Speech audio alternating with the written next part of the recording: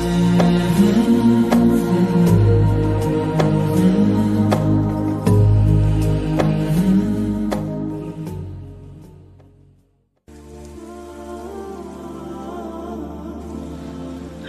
qilgan bandaga Alloh taolo mahrojni beradi dedik. Va man yattaqilloha yaj'alhu mahroja. Damashqda shu Misk degan ko'cha bor ekan, Alloh alam. Tarix bor ekan shu Misk deb nomlanishligiga. Mana xushbo'y narsani Misk deyiladi bizda, mushk deymiz biz. Damashq ko'chalarining birida ana shu salaf solihlarning davrida bir attor yigit bo'ladi. Yoki ana shu arshi malalandirdiku, ko'tarib material sotib yuradiganlarda. Ana shu matosini ko'tarib uymi savdo qilib yuradigan bir yigit bo'ladi. Ko'chalarda ana shu odatiga ko'ra kelib, eshik tagiga kelib, ayollar ko'chaga chiqmaganligi uchun eshik tagiga kelgan ekan do'kon birodarlar. Taqvo qilsa, ayollarga magazin eshik tagiga kelgan ekan. O'zlari yurmasa bozorga.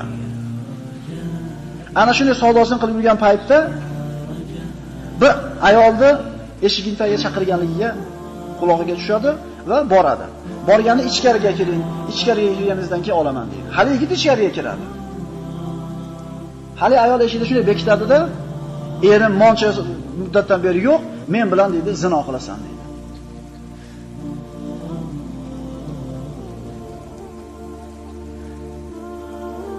Majbur.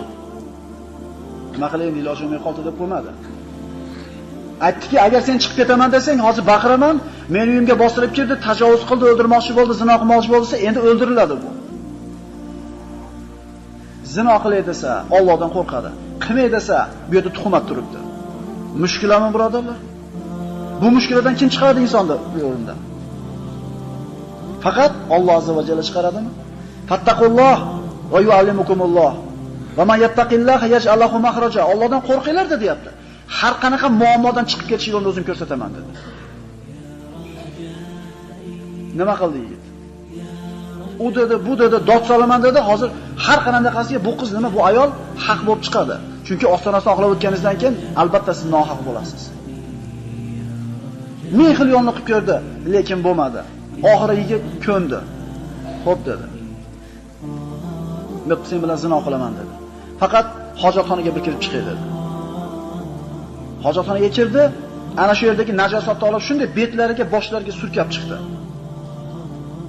Chiqqanda haligini badbo'y hidiga hali ayol eshikni ochib haydab chiqarib yubordi. Yo'qol dedi.